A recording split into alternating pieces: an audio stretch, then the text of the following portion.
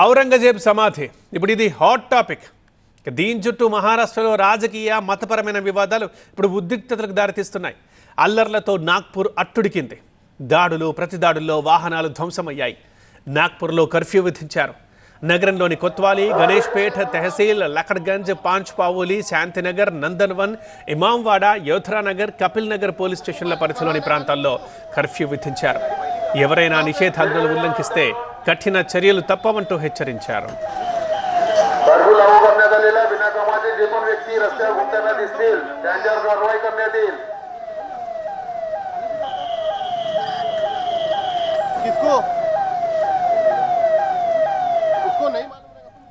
రాష్ట్రీయ స్వయం సేవక్ సంఘ్ జాతీయ స్థాయి ప్రధాన కార్యాలయంతో కొనసాగుతున్న నాగ్పూర్లో మొఘల్ రాజ్ ఔరంగజేబ్ సమాధిని తొలగించాలి అన్న డిమాండ్తో ఆందోళనలు చెలరేగాయి. ఇది కాస్త పతాక స్థాయికి చేరుకుంది. అల్లర్లకు దారితీసింది. దాడులు ప్రతిదాడులకు కారణమైంది. రాత్రి 11 గంటల టైంలో హసన్పురి ప్రాంతంలో మళ్లీ దాడులు జరిగాయి. ఆందోళనకారులు పలు వాహనాలకు నిప్పు పెట్టారు. కార్లు, స్కూటర్లు, బైకులు, ఆటోలు ఇలా ఇష్టానుసారంగా కనిపించిన వాహనాలన్నింటినీ కనిపించినట్లే తగులబెట్టారు. వాటి అద్దాల్ని పగులగొట్టారు, ధ్వంసం చేశారు, నిప్పు పెట్టారు.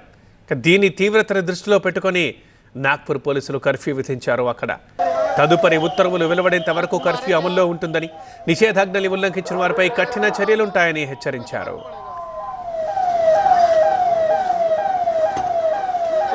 कहाँ है मालूम है उसको?